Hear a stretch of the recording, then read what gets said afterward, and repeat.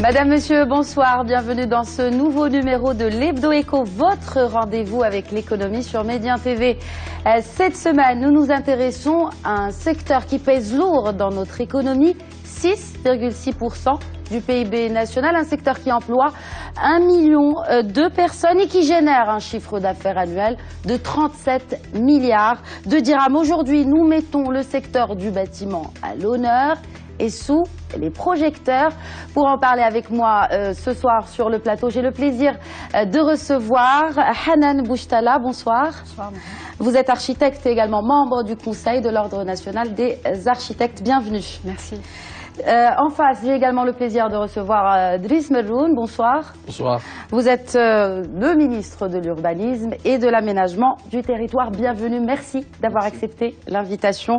Et également sur ce plateau, aujourd'hui, pour parler du bâtiment et d'urbanisme, j'ai le plaisir de recevoir Driss Fina. Bonsoir. Bonsoir. Alors, vous êtes analyste économique, spécialiste de l'habitat et des questions de l'urbanisme en général, n'est-ce pas? Oui. Bienvenue à tous. Merci d'avoir accepté l'invitation de l'Hebdo Éco. Mercredi 23 novembre, s'est ouvert à Casablanca le Salon international du bâtiment, créé il y a 28 ans. Ce salon international a pour, parmi en tout cas ses objectifs, consolider la synergie entre les différents intervenants du secteur et renforcer le partenariat national et international. Monsieur Merroun, étiez-vous à l'inauguration d'abord? Et puis, y a-t-il vraiment une synergie, en tout cas comme le stipule cet objectif du salon, entre les différents acteurs du secteur? Je n'ai pas eu le plaisir d'y aller parce que j'étais dans d'autres préoccupations. Ceci étant, j'ai eu l'occasion d'y être plusieurs fois auparavant. Un salon, c'est toujours une occasion d'échange, d'enrichissement et de se mettre au courant sur ce qui est nouveau. Et dans le domaine du bâtiment, c'est encore plus vrai.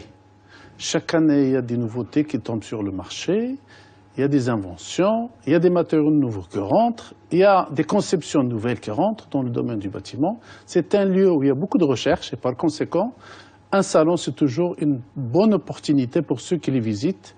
On en revient toujours avec un enrichissement. Donc c'est une très bonne chose.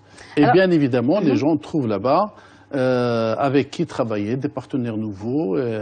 En plus de l'apprentissage dans le métier et dans l'enrichissement, on peut trouver des partenaires. Y a-t-il une synergie entre l'habitat et l'urbanisme?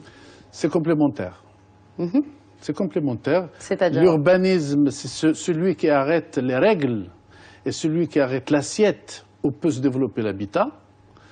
Et l'habitat, c'est la réponse à la demande nécessaire pour que les gens puissent habiter, pour que les gens puissent mettre en place leurs usines, pour qu'il y ait des équipements, etc. Donc, l'assiette étant l'urbanisme, la réglementation étant l'urbanisme, la projection étant l'urbanisme, et l'habitat vient pour répondre à la demande. Voilà un peu. Donc, c'est indissociable. C'est complémentaire. Ils sont dissociables, mais c'est complémentaire. Une réaction, Madame Bouchtala?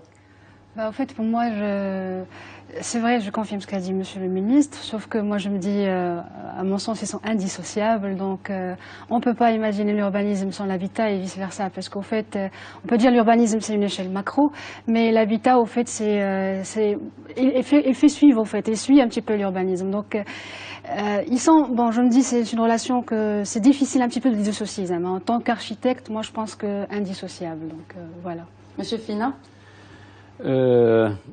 Évidemment, c'est indissociable, mais sur le plan procédural, donc l'urbanisme, c'est un pouvoir de réglementation, et c'est un pouvoir qui doit être au profit de public et de privé. C'est pour cela que ce pouvoir-là doit être dissocié un peu de l'habitat qui est une politique publique gérée par un ministère, un département gouvernemental. Donc, évidemment, pendant longtemps, on a vécu deux expériences sur le plan architecture gouvernementale. On a vécu l'expérience dans laquelle l'habitat a été géré par le même ministre, donc on avait l'habitat et l'urbanisme, et on a vécu aussi l'expérience où l'habitat a été séparé de l'urbanisme. Qu'est-ce qui est mieux, enfin, à votre sens, qu'est-ce qui est mieux? Est-ce qu'il est mieux qu'on ait aujourd'hui deux ministères scindés, séparés, avec je donnerai quelques indicateurs qui montrent qu'il vaut mieux de séparer. Dites-moi.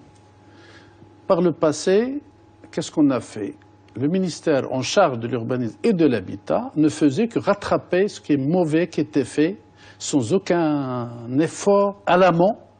C'est-à-dire que le citoyen était devant nous et on était derrière. Beaucoup de villes marocaines, beaucoup de quartiers ont été construits de façon totale dans l'anarchie. Je ne donne que le cas de Qaria d'Oulad Moussa qui est à côté de Rabat. Entièrement non autorisé. La ville de Salé, les 2/3 étaient non autorisés. Et d'autres villes du Maroc.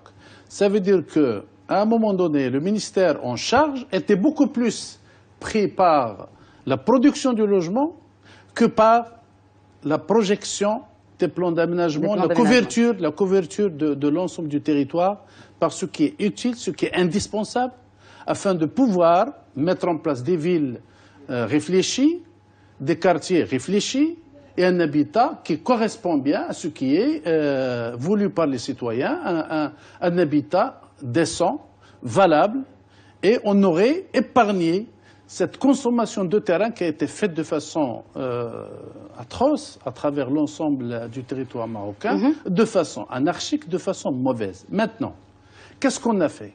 Eh bien, on produisait aux alentours de 40 documents d'urbanisme par an. On en produit 150 actuellement. On n'avait pas de pseudo ou quelques-uns par le passé, Casa peut-être, Rabat. Maintenant, on en a 30 qui sont en cours. Nous avons fait une couverture de 98% du territoire national en ce qui concerne l'urbain par les documents d'urbanisme. Nous sommes à 70% pour le rural. Ça, c'est très important parce que quand vous êtes spécialisé dans un domaine, eh ben, vous vous en occupez correctement. Le deuxième problème qui était mauvais par le passé, c'est que celui qui faisait de l'habitat et de l'urbanisme était sous contrainte plutôt de l'habitat quand il avait besoin de trouver de l'argent ou il avait une contrainte financière, il revenait sur les terrains qu'il avait laissés pour les consommer après. C'est pourquoi on n'a pas assez d'espace vert. C'est pourquoi on n'a pas assez d'équipements aussi. C'est parce qu'on est revenu pour les consommer, pour vendre. Et ça, c'est très mauvais. Maintenant, celui qui produit l'habitat n'a plus le droit, n'a plus le pouvoir de revenir sur un espace à consommer. Justement, nous allons, Monsieur le Ministre, nous allons revenir à ce point très très important sur l'urbanisme en général, sur ces plans d'aménagement. Mais avant, justement, aujourd'hui, nous allons parler du bâtiment. Comment se porte aujourd'hui le secteur du BTP? Je vous propose de regarder ce sujet. Il est signé Émilie Gougache et nous revenons pour la discussion.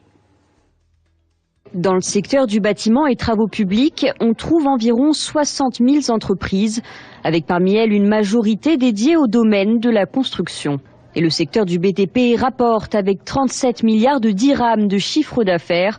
C'est en plus le seul secteur où l'emploi est en croissance. Selon le Haut Commissariat au Plan, au 3e trimestre de cette année, le BTP a créé 52 000 emplois.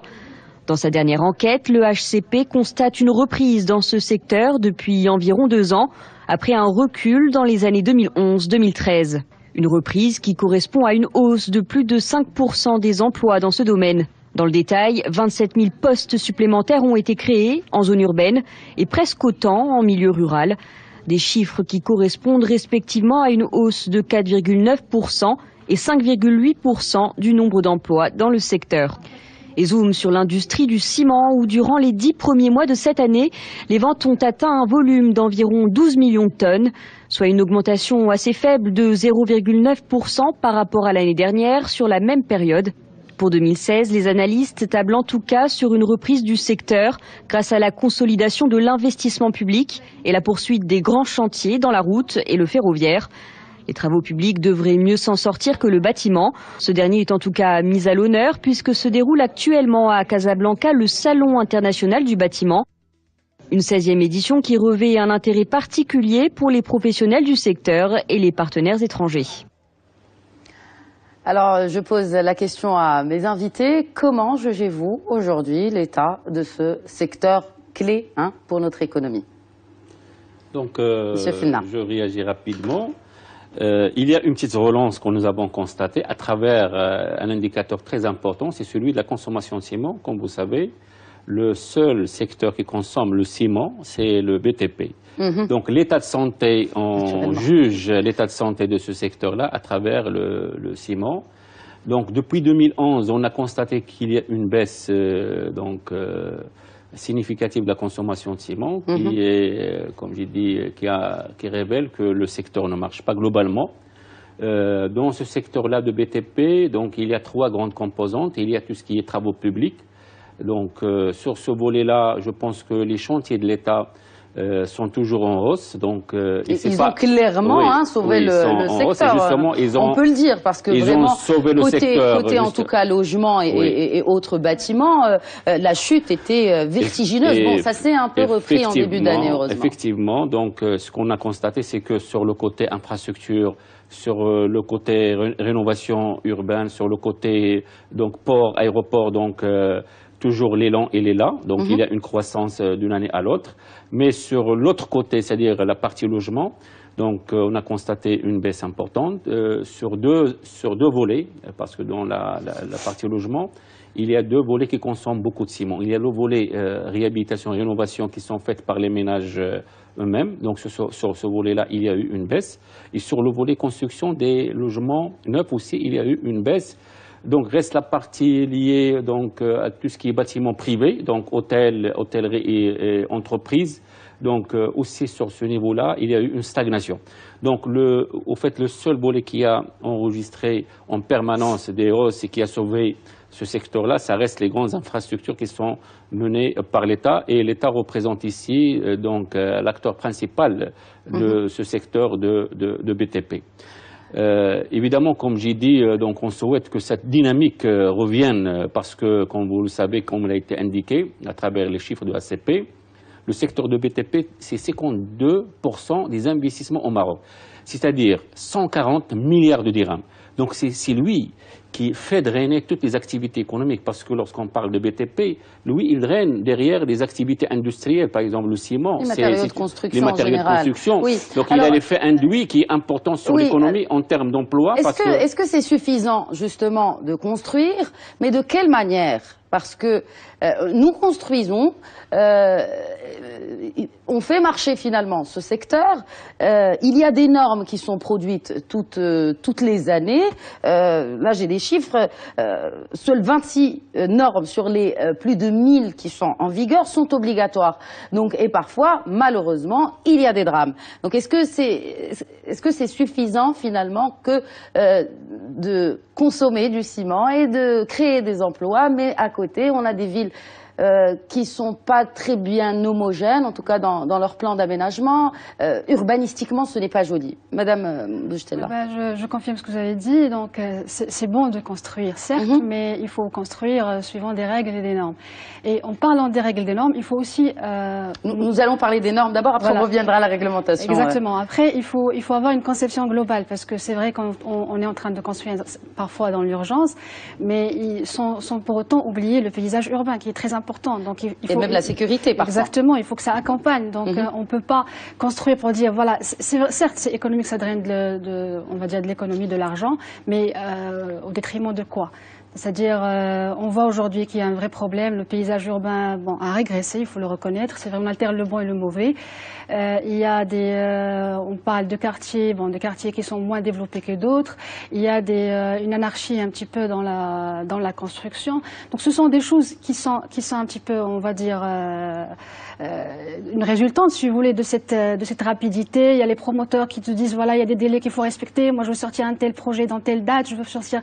Il y a aussi les autorités publiques, ils ont par exemple on va dire un programme, c'est-à-dire il y a une année, il faut clôturer, il faut construire. Parfois on lance les appels d'offres à la fin de l'année, et donc du coup il y a une rapidité, mais qui n'accompagne pas un petit peu l'évolution souhaitée pour une ville. C'est-à-dire il y a une construction, il y a un temps pour faire les choses. Voilà. Quand on parle de ces normes, Monsieur le Ministre, quand on parle de ces normes, est-ce que il y a des normes urbanistiques ou juste des normes qui ne dépendent que de l'habitat? Oui, si vous me parlez de l'urbanisme, je vous parle des normes qui concernent... Bien évidemment, c'est pour ça que justement j'ai posé la question sur ce volet urbanistique. Quels sont les espaces à laisser en fonction du nombre d'habitants, en fonction des quartiers? Elles sont obligatoires. Bien sûr, c'est obligatoire. On est en train de les reprendre. Actuellement, on est en train de les reprendre dans la mesure où on a constaté qu'un certain nombre d'équipements, particulièrement dans le domaine de la construction scolaire, nous prévoyons des équipements, et puis 10 ans après, 20 ans après, l'école n'est pas faite et on a occupé donc des terrains. Notamment pour le social. Alors, on a considéré, on a compté, il n'y a que 30% des équipements prévus dans les documents d'urbanisme qui sont réalisés, et le reste, on embête les gens, on garde leur terrain sous la main, et ce n'est pas normal. Donc on est en train de revoir actuellement les normes pour laisser ce qui est nécessaire, ce qui est utile, et pas empiéter les terrains des gens et les hypothéquer pendant des années et des années. On est en train de revoir ces normes de façon beaucoup plus optimale afin d'être mieux dans nos conceptions des quartiers et des villes. Alors, si ces normes, justement, sont obligatoires, avant que nous passions à ce volet de réglementation, si ces normes sont obligatoires, pourquoi ne sont-elles pas appliquées? Pourquoi nous trouvons encore des quartiers résidentiels, notamment dans le social, je me répète encore une fois, qui ne disposent pas de dispensaires, qui ne disposent pas d'écoles, qui ne disposent pas d'espaces verts? Je ne dis pas la totalité, mais... Vous me parlez du passé, je parlerai de l'avenir. Je parle d'aujourd'hui. Écoutez, nous avons reçu, il y a une année, oui, à peu près, des instructions royales lors de la rencontre qui était faite à Skheratz, le 8 et le 9 décembre, dans laquelle Sa Majesté le Roi a demandé qu'on revoie les textes d'urbanisme. On est en train de le faire, on a presque terminé, et on a une vision claire. Maintenant, c'est une nouvelle vision pour l'avenir, avec des données nouvelles, avec des dimensions spécifiques qui font rentrer la dimension de l'environnement, la dimension de la durabilité, la dimension de la résilience, donc un certain nombre de concepts qui n'étaient pas présents auparavant. Maintenant, nous travaillons sur la base des expériences des autres. On a vu l'Europe, on a vu l'Asie, on a vu la Méditerranée, et nous avons créé au Maroc, je ne sais pas si vous êtes au courant, pour la première fois, Mehrajan de l'Hendasa al-Ma'mariyya de Maghreb. Donc, c'était 6 jours de travail pour les architectes et les chercheurs. Vous y étiez, Madame Bouchtela? Bien sûr. Ah, voilà. Il y avait plus de 2000 architectes qui étaient présents, sous la présidence du chef du gouvernement, et tous les membres du gouvernement étaient là. Et c'était l'occasion de voir notre patrimoine depuis les dynasties les plus anciennes et l'ensemble des civilisations qu'a connu le Maroc. Jusqu'à présent.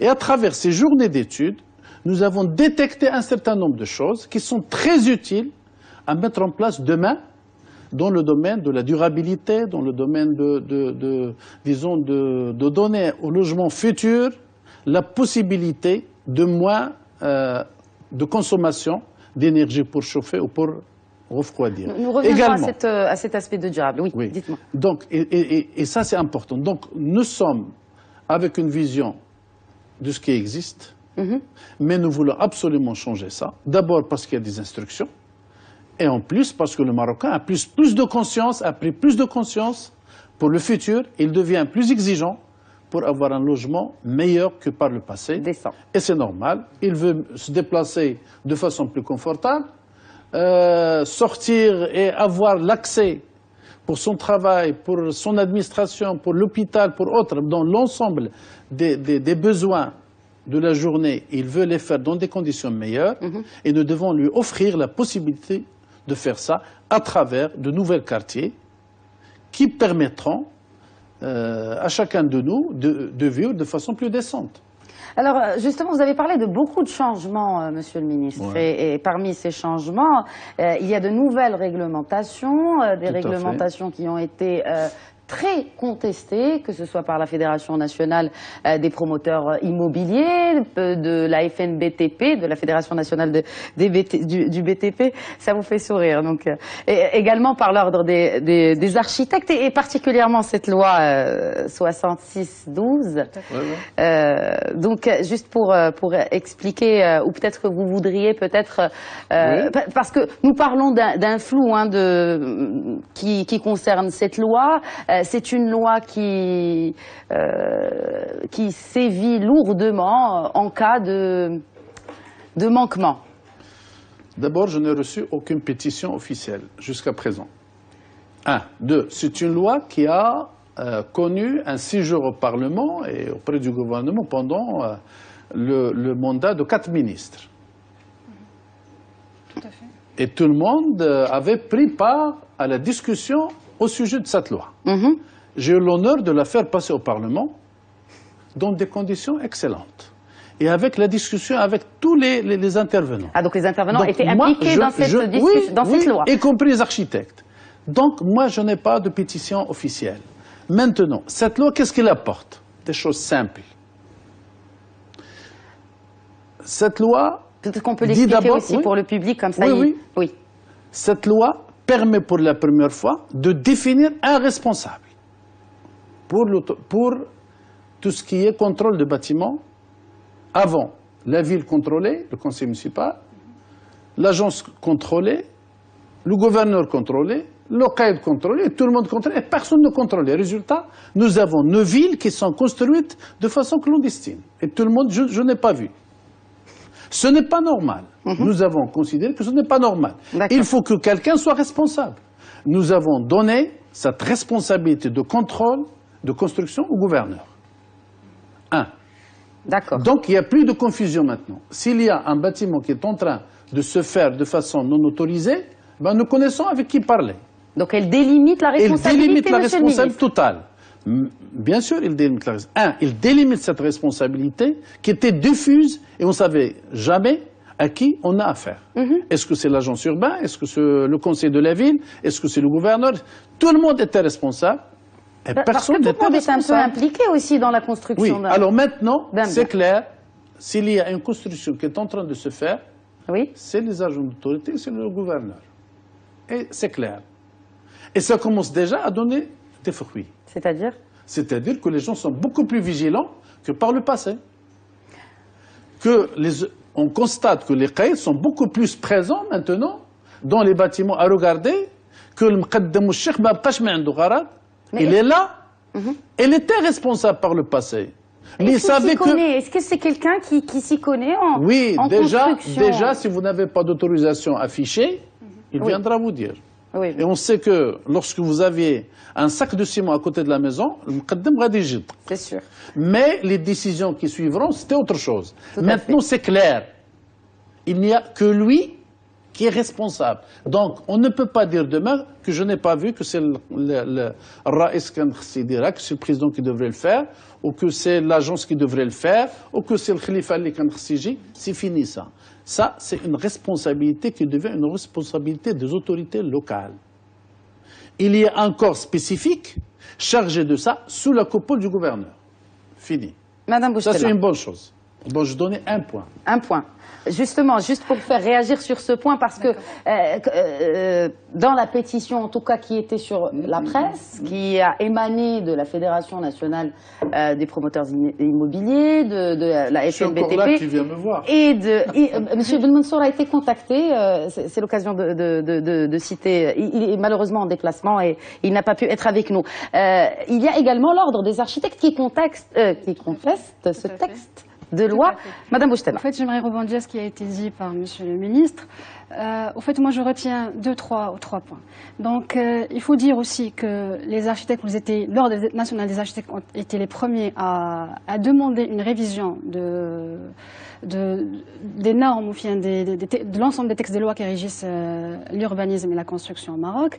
On aurait espéré, d'ailleurs, je vais m'arrêter sur un point, on aurait espéré qu'il y ait, avant de prendre, ou bien vous avez parlé de la 66-12, de parler du côté de la disposition pénale, la 66-12 de l'urbanisme, on aurait aimé qu'il y ait une révision globale,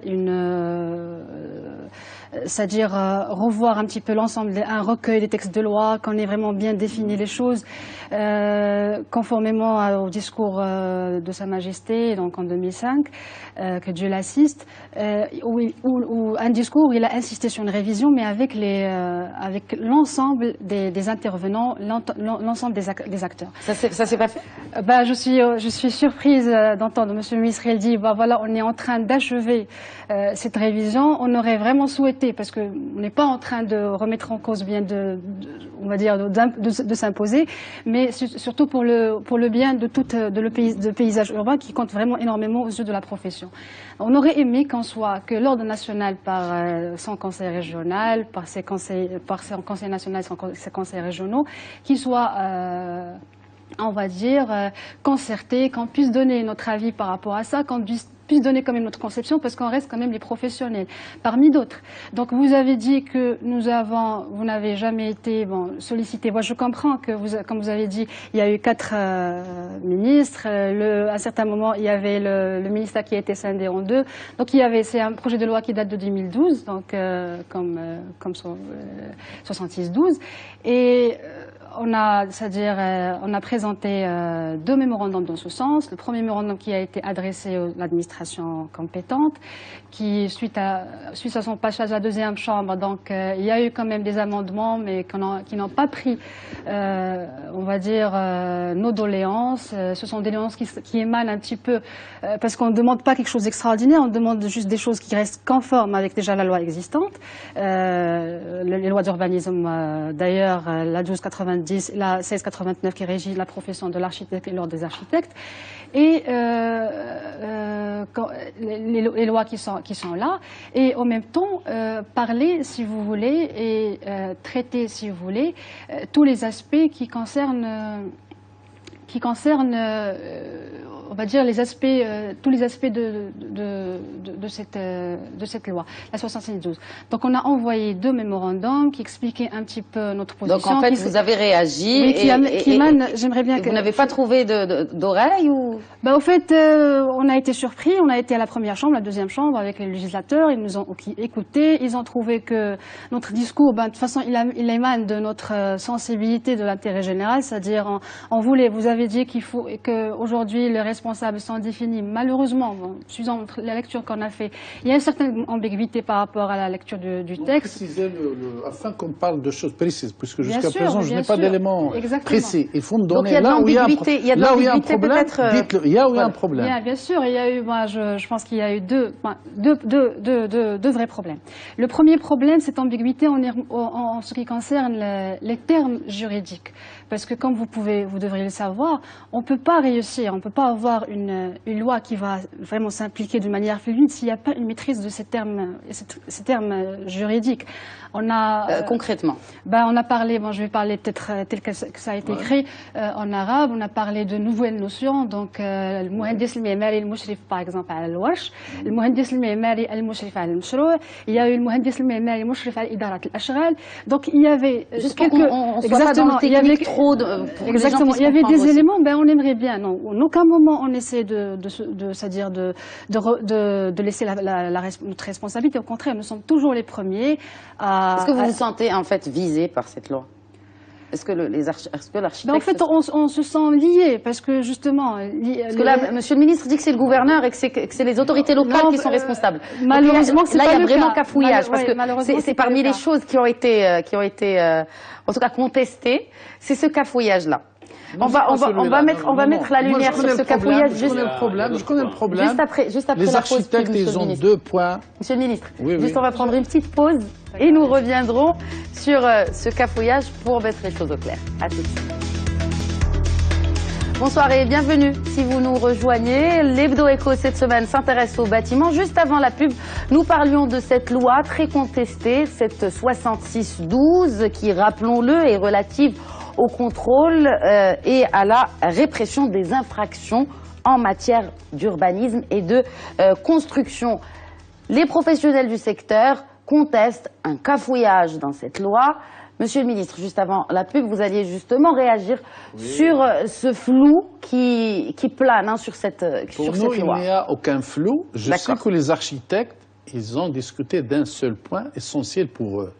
C'est la déclaration pendant les 48 heures en cas de changement à l'intérieur du bâtiment par le propriétaire. Si le propriétaire décide de changer quelque chose à l'intérieur du bâtiment et que l'architecte se trouve contraint de ne pas exécuter son plan tel qu'il est, il doit aviser dans les 48 heures.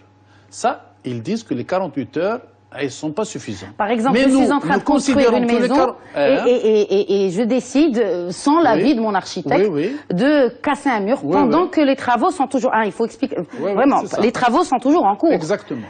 Et l'architecte n'est pas là tous les jours. Ouais. Donc, en fait, si je décide... Qui est sanctionné, moi ou l'architecte ou les deux? Alors, les deux. D'accord. Ça, c'est important, parce que le citoyen aussi... Alors, il doit informer 48 heures après avoir été informé lui-même. Même si c'est 2 mois après, qu'il se rend compte 2 mois après qu'il y avait des choses qui étaient changées, très bien. Il doit informer. Mais il faut que quelqu'un soit... Et c'est l'architecte qui est responsable de ce bâtiment, cet édifice, personne d'autre. Et on a mis ça pour soutenir les architectes dans leur action, pour qu'il ait plus de force sur les propriétaires et sur les pétitionnaires de façon générale. Monsieur Fina veut peut-être réagir. Oui. On l'a quasiment pas entendu, c'est pour ça. Donc, le point, il est essentiel pour nous. Le deuxième point, qui est en liaison, c'est le cahier de chantier. Nous avons voulu que le bâtiment ait un état civil. Maintenant, il y a des bâtiments qui tombent, on ne sait pas qui est responsable. Eh bien, désormais, c'est fini. On sait que M. X est responsable de l'électricité, M. Y est responsable de l'eau, et qu'il vient faire ses visites de chantier, et que l'architecte doit être le garant de suivi de ce chantier.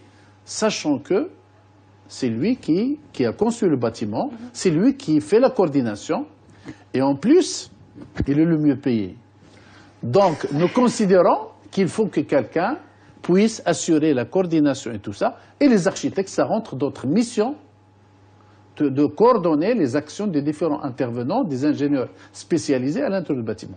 Le deuxième point qui est essentiel, et pourquoi on a mis ça aussi, pour interdire désormais aux dessinateurs de continuer à faire les plans, parce qu'ils ne pourront plus les faire maintenant, dans la mesure où ils seraient obligés d'aller faire le suivi sur le chantier et de signer en leur qualité d'architecte. Voilà. Parce que c'est un point, il faut le dire, parce que ça se fait chez nous et c'est très très grave. C'est ce qui est parmi les principales causes d'un urbanisme qui est hétérogène, et parce qu'il y a des dessinateurs qui sont contactés par des techniciens de la commune pour dessiner des plans ou juste mettre leur nom sur des plans qui sont pré-dessinés.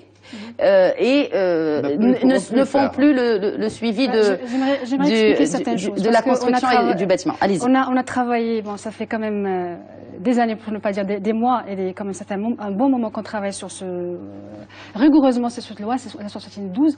Et nous, on essaie en aucun moment d'écarter notre responsabilité. On est responsable du bâtiment, on connaît les responsabilités et on ne veut pas les écarter. Nous, on était en train de parler sur le principe lui-même. Parce que la question de la dénonciation, il ne concerne pas que l'architecte, il concerne aussi d'autres intervenants. Donc l'ensemble des intervenants sur un chantier. Nous, on est en train de dire qu'on ne peut pas assimiler la non-dénonciation à l'acte de l'infraction. On ne peut pas avoir la même responsabilité. Non, c'est pas la même responsabilité, mais le même jugement, si vous voulez. Donc la non-dénonciation, c'est même dans le code pénal, et là ses dispositions, et là c'est un cas, il a les dispositions qu'il lui faut. Maintenant, les infractions, ils ont les dispositions qui sont quand même compatibles avec les infractions. Donc en fait, ce que vous dites, c'est que vous ne pouvez pas assimiler la même... on ne peut pas assimiler, au fait, justement, parce que moi, la non-dénonciation ne peut pas être pénalisée de la même manière que quelqu'un qui a commis une infraction. C'est pas possible. Nous, on veut dire, si un architecte il a commis une infraction, on sera le premier à le sanctionner, à demander ce qu'il soit sanctionné. Mais on ne veut pas que la sanction soit assimilée à la non-dénonciation, parce qu'il faut dire aussi qu'un architecte l'architecte et fait le suivi, il ne fait pas la surveillance. Donc on est sur le chantier. Il n'est pas là 7 jours sur 7, H24. Vous avez parlé des 48 heures, mais en aucun moment vous n'avez dit comment ces 48 heures, comment on va dénoncer, comment on va informer. Vous avez parlé d'autorité, mais on ne sait pas quelle autorité. C'est cette ambiguïté qui nous dérange. C'est-à-dire on aurait aimé quand même que les choses, parce que là on parle quand même du code pénal, c'est des gens qui vont être pénalisés, jugés exactement. Il faudrait qu'on soit vraiment très précis. Donc moi je le répète et je le redis, on n'est pas en train de remettre en cause la responsabilité, au contraire. D'ailleurs, quand il s'agit, vous avez mis le point sur un sujet qui nous dérange. J'espère que Monsieur le ministre va nous aider dans ce sens. C'est les signatures de complaisance. Donc c'est aujourd'hui, malheureusement, donc depuis 2011, c'est vrai que le Conseil national des architectes est doté d'un pouvoir disciplinaire. Depuis 2011, il y avait un changement de la Constitution. Donc du coup, aujourd'hui, on dispose plus du Conseil juridique. Donc on vous remercie. Il y a une loi qui est passée, tout à fait, mais on attend toujours la désignation du conseiller pour pouvoir passer à l'action. Donc on aimerait bien activer dans ce sens. Très bien. Juste parce que il nous reste très peu de temps et j'aimerais qu'on il y a un autre point, s'il vous plaît, un autre point très important. Voilà, ce sera la dernière. La dernière. Au fait, il y a un autre point parce que quand il faut qu'on passe aussi au plan d'aménagement qui est très important. C'est très important parce que quand on a dit définir les responsabilités, on veut aussi que tous les intervenants sur un chantier, sur un projet, ils soient quand même responsables. Comment? Parce que là, c'est la profession de l'architecte qui est la seule réglementée avec les topographes, mais malheureusement, les ingénieurs spécialisés ne le sont pas. Aujourd'hui, la loi, elle reconnaît uniquement les ingénieurs spécialisés, mais la réalité, c'est le bureau d'études, le bureau de contrôle, les laboratoires. C'est rare quand on trouve un plan signé par un ingénieur spécialisé. Donc on veut, vous avez parlé d'une loi, d'une réforme, on aurait aimé que cette loi et cette réforme, d'ailleurs c'est pourquoi on voulait quand même être avec vous dans sa rédaction ou sa conception, que les ingénieurs spécialisés et les intervenants dans l'ensemble aient quand même leur réglementation, qu'ils soient réglementés. Les ingénieurs spécialisés, les promoteurs, l'ensemble des intervenants. D'accord. Monsieur Fina, voilà. Et donc, c'est bien donc d'avoir dit les promoteurs, ça, et les entreprises de construction, plus que c'est pas les promoteurs exactement, parce qu'aujourd'hui tout le monde peut entrer dans ce secteur et sortir sans rendre compte. Oui, sans rendre compte. Moi, je veux devenir demain promoteur, je peux être promoteur, je veux être une entreprise de construction. Mais l'entreprise de construction, il doit avoir une responsabilité lors de lancement de chantier. Donc, il travaille sur l'ordre de l'architecte et non pas sur l'ordre de propriétaire. Et ça, c'est important de le dire. Vous étiez donc... Et normalement, l'entreprise de construction ne doit pas accepter les ordres de propriétaire de changer. Il doit accepter l'ordre de l'architecte qui doit... De quels sont. Donc si l'architecte ne donne pas l'ordre, l'entreprise ne doit pas s'exécuter sur l'ordre de propriétaire. Et ça, c'est très très important. Et dans la réalité, c'est ce qui se fait. Cette loi va dans ce sens exactement. Effectivement. Donc... Ça vient suite au drame de Bourgogne parce que ce propriétaire a décidé d'enlever de poutres. Non, bien avant. Ça, c'est un travail. Alors, je vous donne une information, juste une information. Alors, pour ce qui est des nouveaux textes de la refonte globale, on est en train de travailler. On a fait une dizaine de tables rondes pour laquelle l'ordre des architectes était présent. Donc vous avez été présent. On a invité les notaires, puisqu'il y a le côté de financement, le côté de la conservation. Donc tous les côtés, on a invité les professionnels spécialistes dans tel ou tel domaine et les architectes étaient avec nous. Je pense que l'ordre des architectes n'a jamais été proche du ministère autant que maintenant. Toutes nos actions, on les a faites en commun accord et on se voit assez fréquemment. Alors justement, si vous vous voyez assez fréquemment, est-ce que les architectes sont impliqués dans la conception des plans d'aménagement, Monsieur le ministre? C'est nos partenaires premiers et on est obligé de travailler avec eux si on voudrait avoir. C'est eux les concepteurs de ces plans d'aménagement. C'est eux les concepteurs du logement demain. C'est eux les concepteurs de notre espace de vie. C'est eux. Donc on est bien obligé de travailler avec eux et on le fait avec beaucoup de plaisir. Et donc, justement, ces plans d'aménagement, ils ont une durée de vie, Monsieur le ministre. Oui. Ils ont une durée de vie qui est de 10 ans. 10 ans, oui. Est-ce qu'elle est respectée aujourd'hui? Il est respecté, bien évidemment. Dans toutes les villes du royaume? Attendez. Je vais vous donner quelques... Monsieur Fina, le temps que Monsieur le ministre retrouve ses feuilles. Pour moi, la question... Tout d'abord, en termes de bien fondé de ces plans d'aménagement, de la procédure de préparation de ces plans d'aménagement et de taux de réalisation, parce qu'aujourd'hui, le taux de réalisation taux de réalisation, comme il a été dit par M. le ministre, il est très faible. Et je pense qu'il est inférieur à 20%. C'est-à-dire, au fait, la ville se réalise sans plan d'aménagement. Lorsqu'on parle d'un taux inférieur à 20%, c'est-à-dire que la ville se réalise en dehors des plans d'aménagement. Donc ça, Pourquoi ? Pourquoi? Parce donc tout le temps, on travaille avec les dérogations. Parce que c'est bien d'avoir des choses jolies sur les plans. Avec vous, Oui. je vous donne le nombre de dérogations. Oui. Non, c'est pas question de non. Juste le temps qu'il finisse son idée, Monsieur le ministre. Moi, j'ai vécu ça, donc on a construit des quartiers, des centaines de quartiers. Ça, c'est dans le passé. Ça, c'est dans le passé. C'est juste hier. Donc, on a construit des villes et des villes. Attention, donc c'est 25 ans de construction. C'est pas une expérience qui est donc légère. Donc, en fait, ce que vous dites, vous, c'est que ces plans d'aménagement... La question, est-ce qu'on a besoin d'un plan d'aménagement? Est-ce qu'on a besoin de réaliser les villes selon selon des plans qui sont aujourd'hui conçus de la manière suivante? Ça, c'est des questions de fond. Moi, c'est l'expérience qui parle. Après des années, tout d'abord, il y a toute une lourdure pour préparer ce plan d'aménagement. Une grande lourdure. Donc en fait, ce que vous dites, vous, c'est qu'on n'en a pas besoin de plan d'aménagement. Est-ce qu'on a besoin? Non. Parce qu'aujourd'hui, comme j'ai dit, Marrakech, qui est une ville agréable aujourd'hui, très agréable, il a été construit en dehors de plans d'aménagement. On l'a construit en dehors de plans d'aménagement. Il a été revu ou là en dehors du plan d'aménagement? Il a été construit en dehors de plans d'aménagement. Oui. C'est-à-dire... Monsieur le ministre? Je ne peux pas le confirmer, je ne peux pas. Je ne peux pas. Pourquoi vous ne pouvez pas? Je dis tout simplement que par le passé, nous n'avions pas eu les moyens de mettre en place les plans d'aménagement dans les villes. Je le dis, oui. Mais quand même maintenant, on est à 1852 documents d'urbanisme homologués. Ça, c'est homologué. Qu'est-ce que ça veut dire sur le terrain? Ça veut dire que vous ne pouvez rien faire si vous ne respectez pas ça. Ouais. Alors, vous me dites les dérogations. Il n'y a que 400 dérogations sur 100 000 autorisations. Je dis c'est bien les dérogations. Moi, j'ai pas contesté. Au contraire, moi j'ai dit qu'on doit continuer même à donner. Pourquoi on fait la dérogation? Parce que les plans d'aménagement sont mal faits, tout simplement, parfois. Parfois, ils sont mal faits.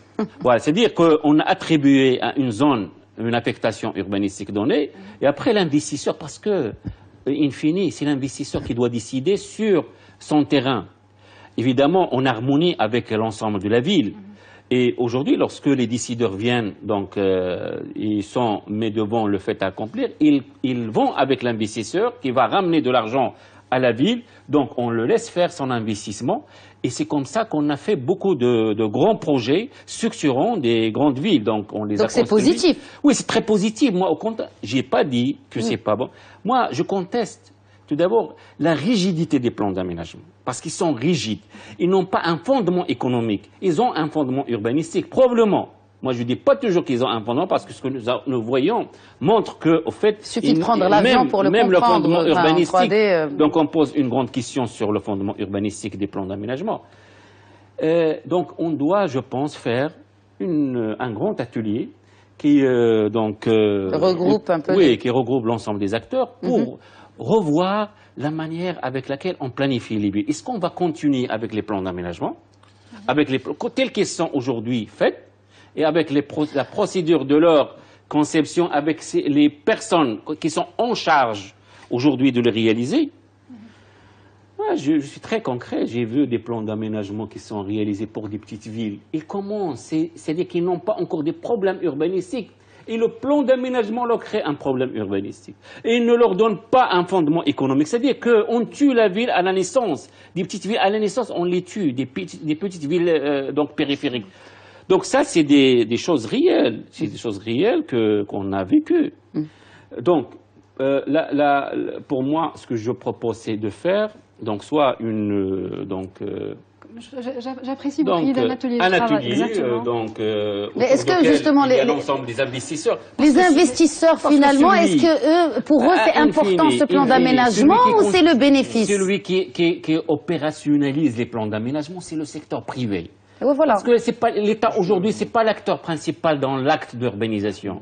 Donc pourquoi on va garder cet acte et les plans d'aménagement, on sait qu'ils sont réalisés dans les locaux de l'administration. Et toujours, monsieur le ministre, il est aujourd'hui à la tête et il gère la fonction publique.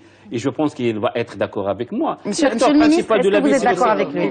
Non, je suis en train de d'entendre, d'écouter un ancien du ministère de l'Urbanisme, de l'Aménagement territoire. Je conçois bien que si vous avez travaillé comme ça, vous êtes sous votre responsabilité, la responsabilité des gens qui ont travaillé comme ça. Si le discours royal a été adressé, c'est parce qu'il y a un mal. Maintenant, ce qui a été fait, maintenant pour la conception de la ville et du quartier de demain et le plan d'aménagement de demain, c'est d'abord, je vous dis qu'il y avait déjà 10 ateliers qui ont été faits, pas un atelier, mais 10 ateliers qui ont été faits avec les présidents des communes, les architectes, les agences, les promoteurs, les investisseurs, les financiers, tout le monde. Parce que lorsqu'on a dit que les plans d'aménagement ne se réalisent pas, pourquoi? Parce que les communes n'ont pas les moyens. Vous prévoyez des espaces verts, vous prévoyez je ne sais pas quoi, mais nous n'arrivons pas à acquérir le terrain, on n'a pas les moyens. Puisque les communes n'ont pas les moyens, on doit revoir la manière de voir, parce que aujourd'hui c'est le privé qui construit la ville. Non, attends. L'urbanisation, le document d'urbanisme apporte une valeur ajoutée. Il va falloir que cette valeur ajoutée soit partagée avec la ville pour qu'on puisse réaliser les équipements.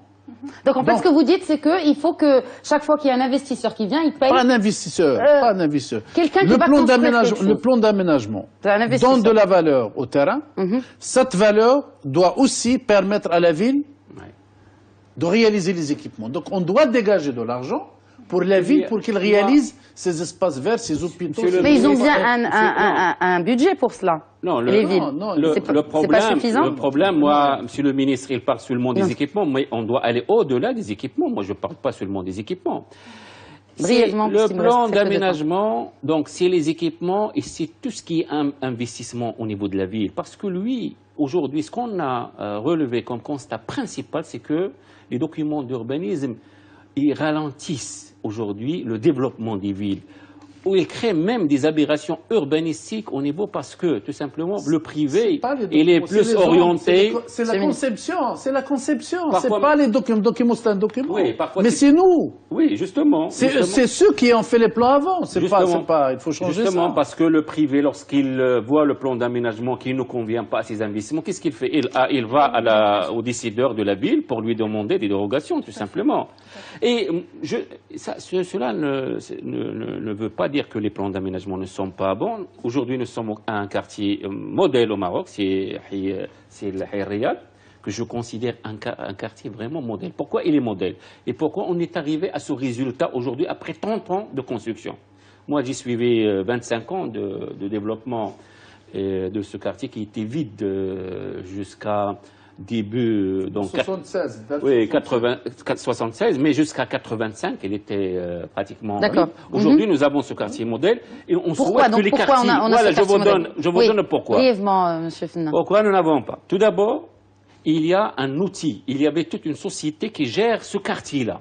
Il a été dédié pour contrôler et suivre l'urbanisme à l'échelle de ce quartier-là. Donc, il a été suivi d'une manière vraiment minutieuse. Il y a la société Riyad qui a été créée spécialement. Donc, et l'ensemble des quartiers, on ne peut pas leur donner donc un instrument. Donc, il y a l'agence urbaine qui fait ça pour l'ensemble de la ville.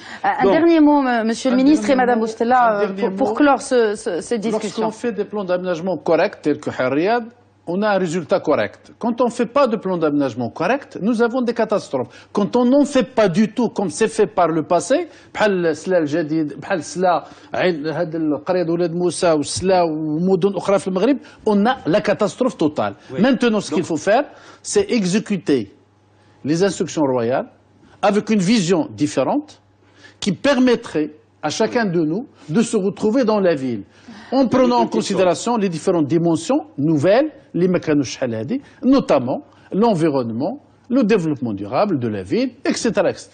Donc, c'est les éléments sur lesquels nous avons travaillé pendant une année et nous avons pu maintenant monter un projet presque global que nous devons de nouveau soumettre à tous les intervenants. Oui. Pour réagir. Madame Boustella, rapidement un dernier mot parce que moi j'aimerais on déborde déjà. avec une promesse de Monsieur le ministre, parce que ce qui nous intéresse, c'est pas une présence. On veut faire un travail, c'est-à-dire effectif, c'est-à-dire que les demandes des architectes, c'est-à-dire qu'on travaille effectivement, parce que ce qui nous intéresse, c'est pas d'être présent, mais qu'on apporte quelque chose et ce qu'on apporte soit quand même pris en considération. Chose qui n'a jamais été faite.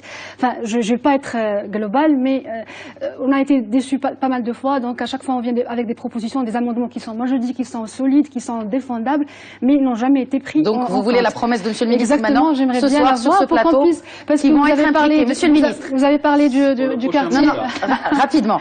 Même si il peut pas vraiment faire de promesses là tout de suite. Au ministère de l'Urbanisme pour le futur mandat, je vous remettrai le dossier complet qui a été fait, à regarder de nouveau, à étudier de nouveau, à enrichir, à apporter des... Bien sûr, on est là pour donc ça. on va finir sur ce point positif. Vraiment, la discussion est certainement encore très longue et malheureusement, nous sommes contraints de respecter le temps de l'émission. Je vous remercie tous d'avoir accepté l'invitation de l'Hebdo Écho. Au plaisir de vous recevoir sur ce plateau une prochaine fois. Je vous souhaite à tous une excellente suite des programmes sur notre antenne et vous donne rendez-vous vendredi prochain, 22h10, pour un nouveau numéro de l'Hebdo Écho.